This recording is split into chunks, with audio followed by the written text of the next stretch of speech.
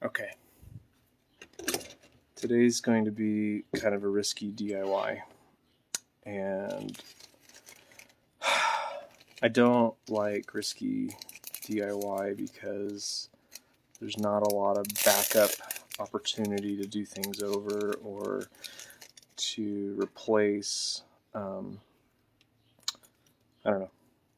This is a fly rod that I kind of came across serendipitously at a thrift store for $8, and it's a perfectly good 4-piece. What is this? It's a Cabelas brand, 8-foot 5 weight, which is just like perfect for smaller size trout, 10 to 14 inches at most, and it's great. We tried it this last weekend at a lake, and it performed really well.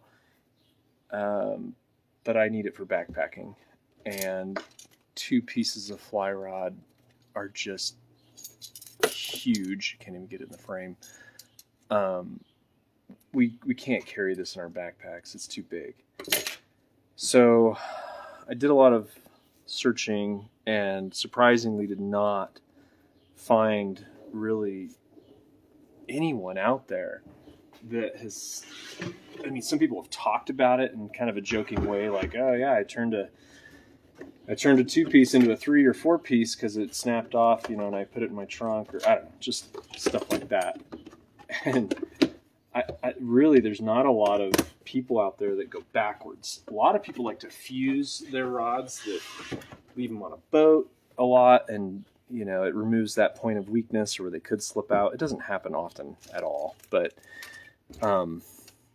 I need this to be a 4-piece rod, and it pains me to kind of think about, like, yeah, we're gonna cut this sucker up, and we're gonna put sleeves on this thing to see if we can make this guy into 4 different individual pieces. So these are called Pharrells. I think they just came from Korea. It's kind of a male and female end. When you're making rods, you'll have these kinds of parts.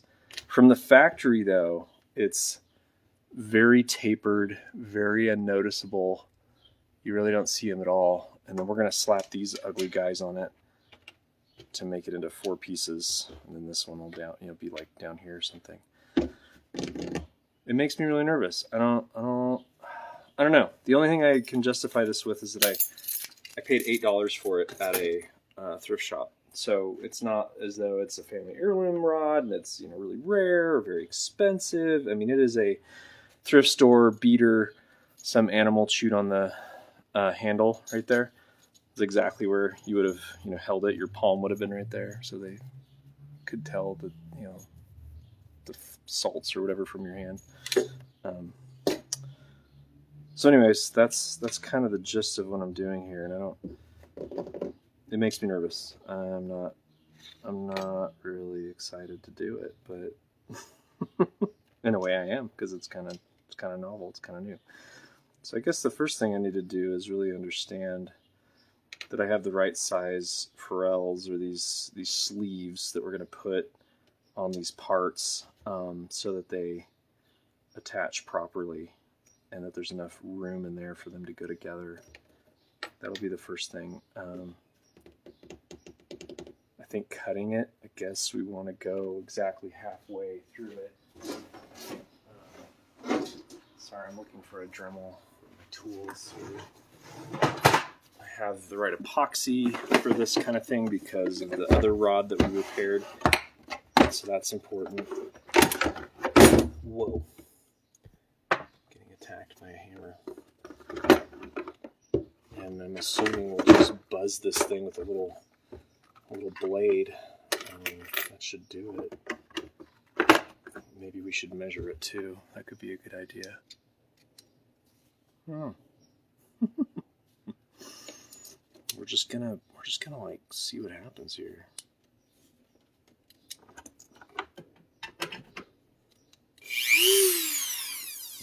Okay. I wish I wish I knew what these sizes were exactly, because I don't know if I trust. That's pretty dang close. That punch almost fits entirely in there. That's pretty close. I wonder if that can tell me pretty much the diameter of this guy. Somewhere between just below 1/3 of an inch. Oh, that's just under 2. Wow, that's dang close. Whew.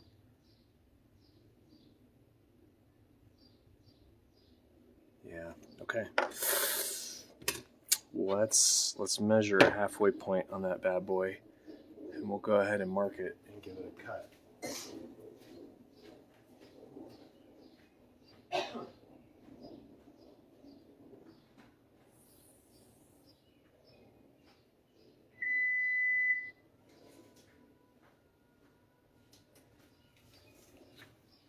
Okay.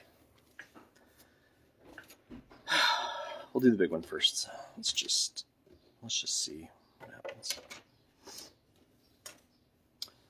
What some people said that did ask about it and the responses they got and to consider is that it'll change the harmonics of the rod, meaning how it bends and flexes, and that's kind of important, especially for fly rods, because they're not just getting a one-time cast to send the line and the fly out. They're kind of getting whipped a lot, and so that's why, because this rod wasn't originally designed or built to be a 4-piece, that could change things. So we'll see. So this guy's approximately 4 foot, 4.5, almost 4 3/4. So that's going to take it to 2 feet and above 1/4.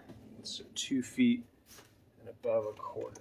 So let's go to 2 feet and just a smidge above 1/4.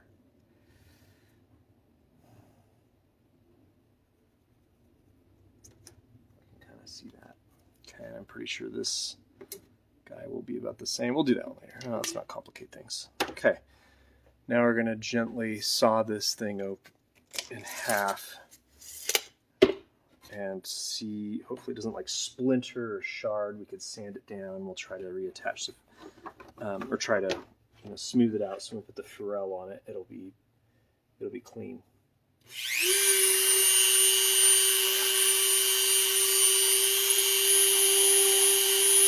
I cannot get a good angle there. It's such a bulky tool. I really like Dremels, but I cannot stand how bulky the actual the tool is. All right, let's try that. Tuck this guy away. Okay. Oh, Cabelas, forgive me.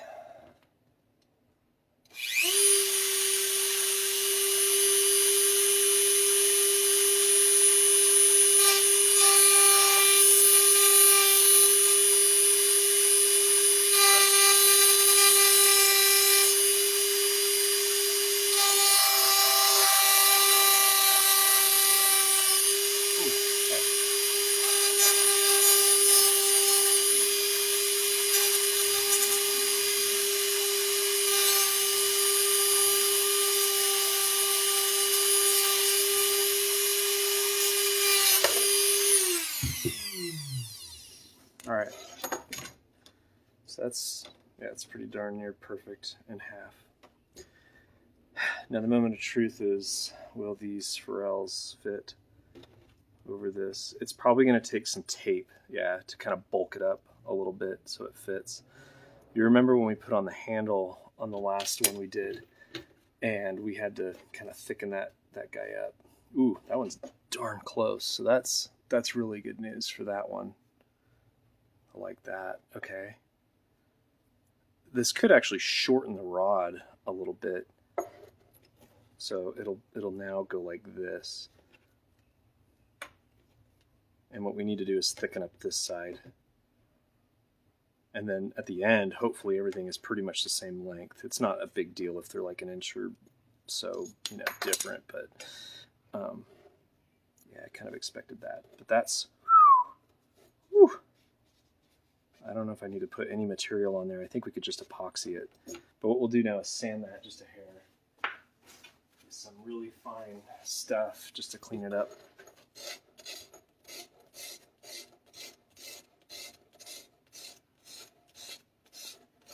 Okay.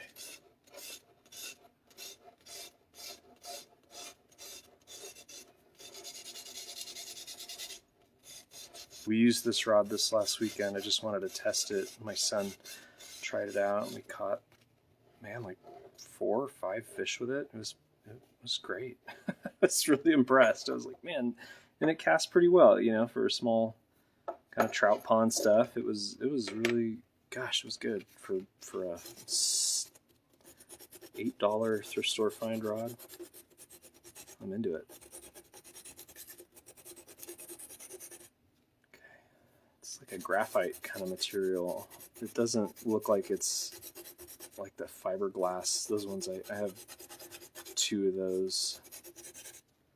That feels pretty good. Let's smooth that. Okay, looks good. All right, now, so if this goes all the way down, that's fine.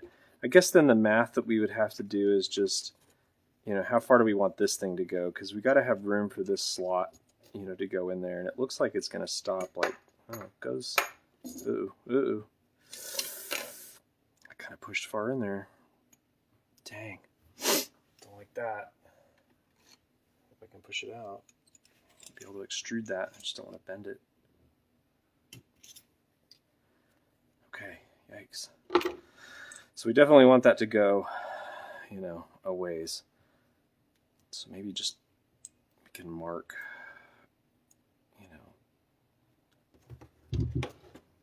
okay, to there, so that. So I think what I'll do now is I'll mix some of the paste that we'll use on it, and just kind of get that ready. And let's just have that ready to go. I think it's equal parts. Mix equal parts. Apply within 45 minutes. Okay, so we got lots of time. We can dilly-dally. I'll just put it on this little tower or bag right here.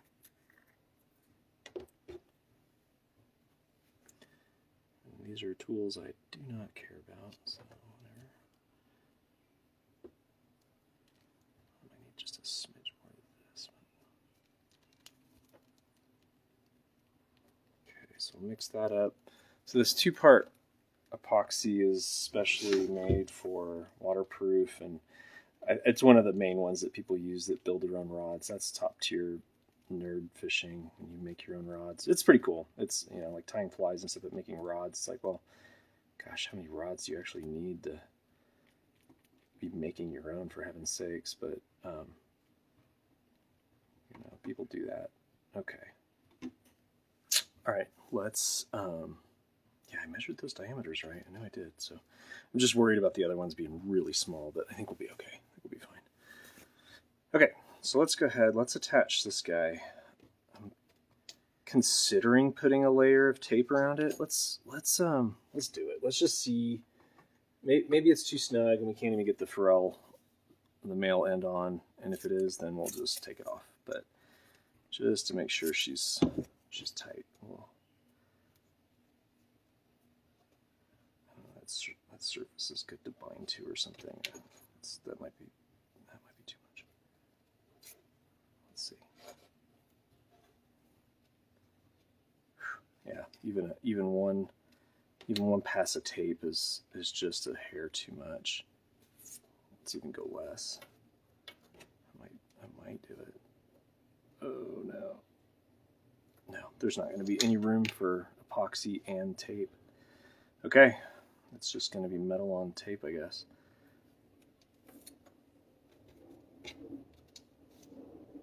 Okay. So we'll kind of be generous, but we'll wipe off excess to save it.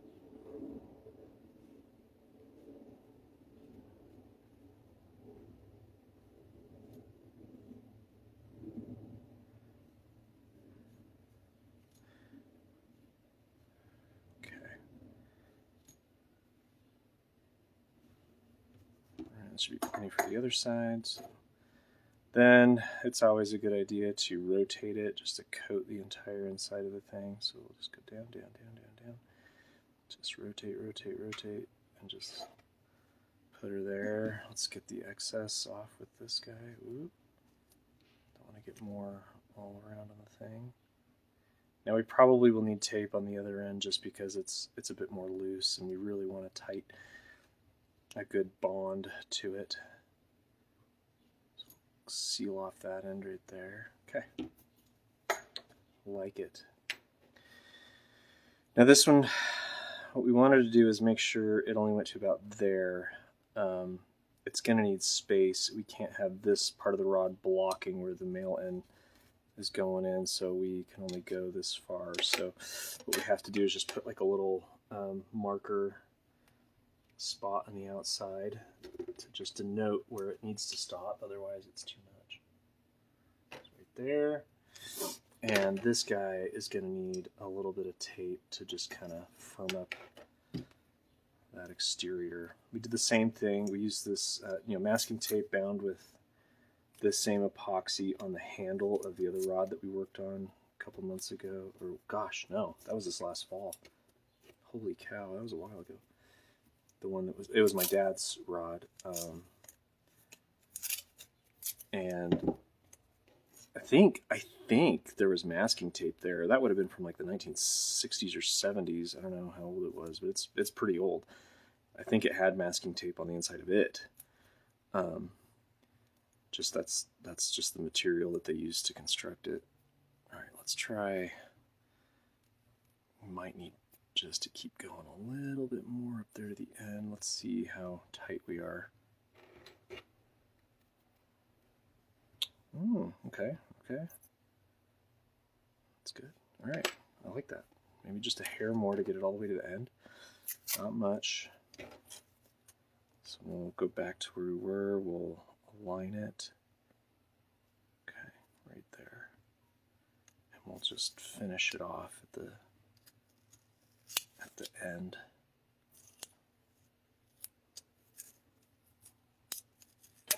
Let's see. Whoop, I almost put that in the epoxy. Okay. Let's see how that feels. Pretty snug. It's kind of tight.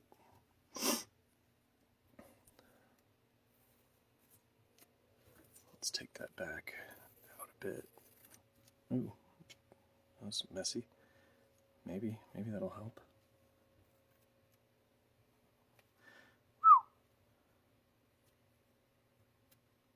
Yeah, it's just a little too tight. We might have to do just a really elongate drag of the tape all the way up and see if we can make it work. Let's try this. Let's see. Let's even get that thickness. See how it feels good down there. Right about there. Okay.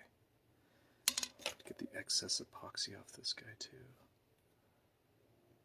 Just wipe it. Let's do a thin strip.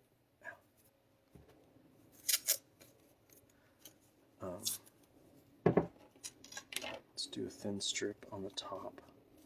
So we'll peel the long axis of the tape like that. And then we'll just get this end to fit. There. And I'll match the thickness of that other wad kind of right there. Okay. Ooh, okay. I think that's gonna do it. Let's try it. The nice thing about this too is we don't have to align the eyes with anything. It doesn't matter. It's just a cylinder. Can't remember what we were. Oh, last time we were aligning the hilt here, the real seat. This had to be aligned with the eyes, so we don't have to worry about that now. So very good. All right, let's apply. This one might take a little bit more. It's got a bit more surface area, but a lot of it squeezes out. So we'll be generous, and then we can just take back what we don't use.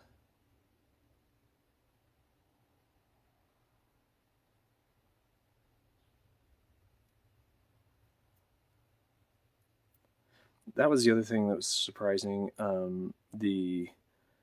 This part, the Pharrell, is not a common thing. I think I saw some on Amazon, not a lot. The ones I did find, I had to buy on a website out of country, and they weren't that expensive, thank goodness. But yeah, I was like, wow, I guess this is not a thing. You know, rods are so common and cheap now that people don't really. I don't know. I think when people make their own rods, they make them single piece. But for fly rods, that might be the most common thing too, is just to make single piece fly rods as well. I don't know. I just found that to be. That's probably those guys. Well, it's a lot easier to have your rods put together. You see those containers on top of Cool Dudes, Forerunners, and Tacomas. Those rods might be single piece, but I don't know. It just seems like such a waste of space. Okay. All right. That looks pretty great. I'm not going to stick those together. We're going to let those dry probably overnight, and then we'll bring them back. But now, lengthwise, they're a little bit different. There is a little bit of, like, maybe an inch difference, but we can totally work with that. But now for backpacking, that's like the size of your tent stakes, or excuse me, your tent poles. So, all right, I'll leave this guy over here to dry. Let's do the thin one now. I think we still got enough epoxy for it too. Should be the exact same length. We'll measure it anyways though, just to be sure. I'm gonna totally put my stuff in this. Okay.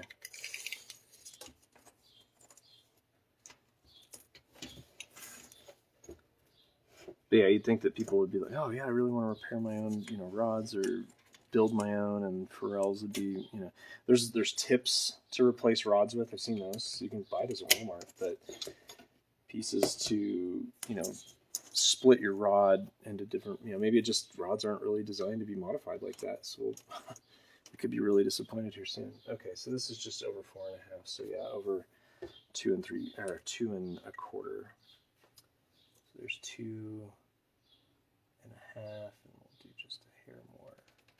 Okay. That's what we'll cut. This one's going to be a little dicier. This is a very thin piece of rod. I just don't want it to vibrate around and get, kind of crazy. I feel like I need a piece of wood or something under it. Just don't want to cut a hole into my work area thing. Hang on.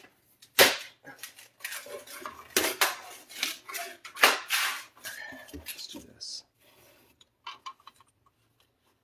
There's that little line. Where'd that guy go? There it is. Okay. All right, here we go.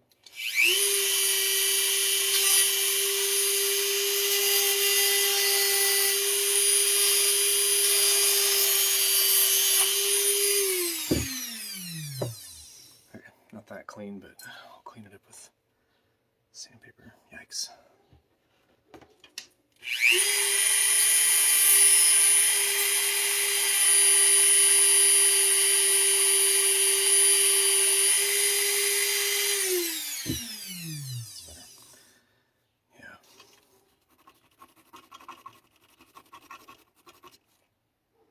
Smells like fish. Is that a good sign? Okay. That looks good.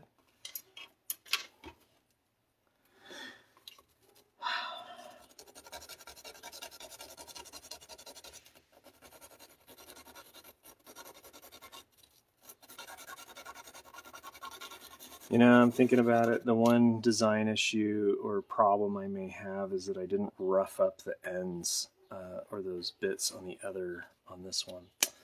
So maybe I'll do that on this guy just so that the bond is a little bit more secure. That's probably a better practice. Okay, now we're going to find out if this thing actually fits. Oh boy. Oh yeah, like a glove. Okay, thank goodness. So we need about 1 inch of roughed up material right there. So kind of like this. Oop. Or bend. Okay. So we'll just get that part kind of roughed up a little bit. Ooh, well, that really did scratch it up pretty good.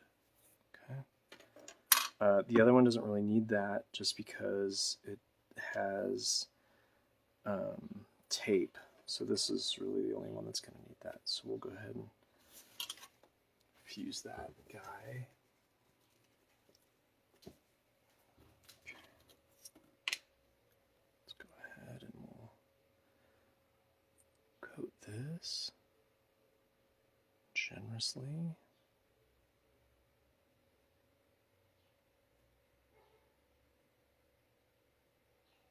I can feel this stuff, its viscosity has definitely gone up. I mean, it's not unworkable, but you can tell. Uh-oh. Yeah, that's the right end. Okay. So, swishy, swishy, swishy, swishy. All the way down.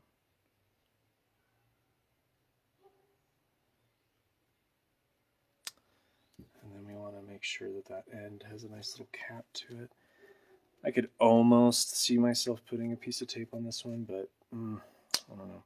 That was the other thing too about the Furels is there's not a ton of, it's not like, oh, I get it down to the millimeter, perfectly as far as the interior diameter that would be needed.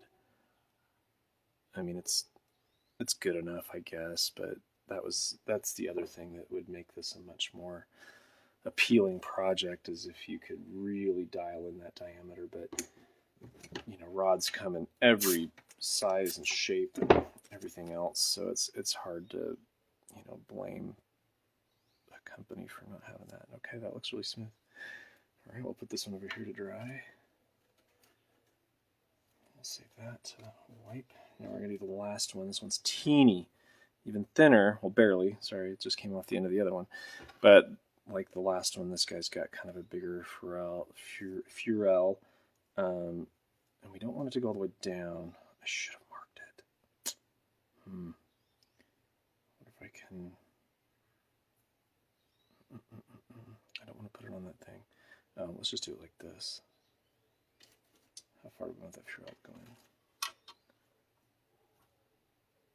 So we want it to have enough room to sleeve most of the way. So maybe about there.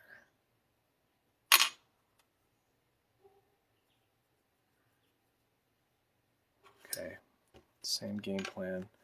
Let's wrap it.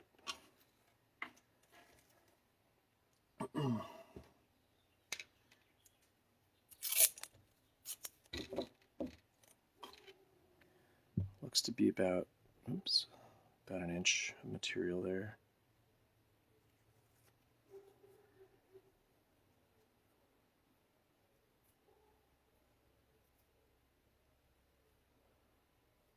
We'll go all the way and let's just test it.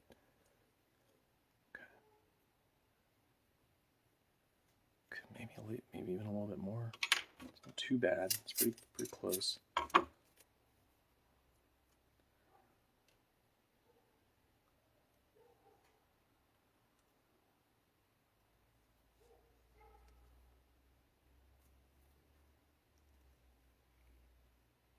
Let's try that. Yeah, too much.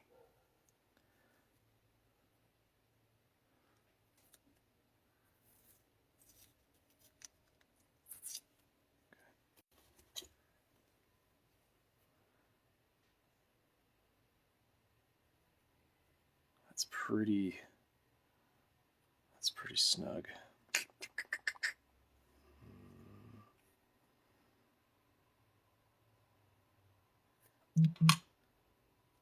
Let's go for it. Let's have a snug one just to be sure. We could always undo the other one if we had to repair it. Okay, so we got the epoxy on here. Go ahead and we'll grease her up. All those edges.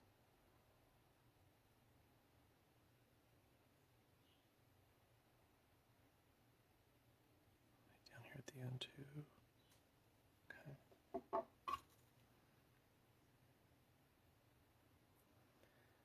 Alright, twisty, twisty, twist.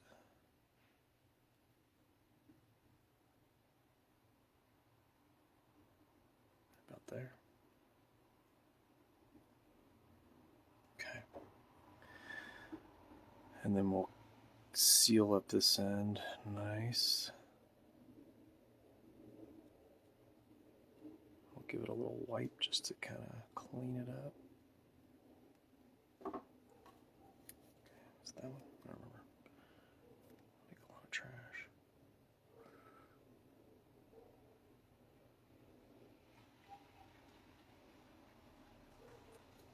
Alright. Looks good.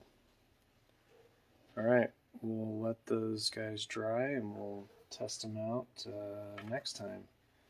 Maybe we can do a review of this process and show people kind of how it's done. This is, like I said, the research for this, there is not a lot. This is not a thing. I don't see, I see people asking about it occasionally, but in a lot of forums and things, I did not see a typical, oh yeah, this is how you do that. Here's a product. Here's where you go. And so maybe we've ruined this rod. No, it's a bad idea. Don't. This is why people don't do it. But this saves me $100-something for a 4-piece rod. Look at that. Now we have a 4-piece. In theory. We'll see how it goes. Thanks for watching.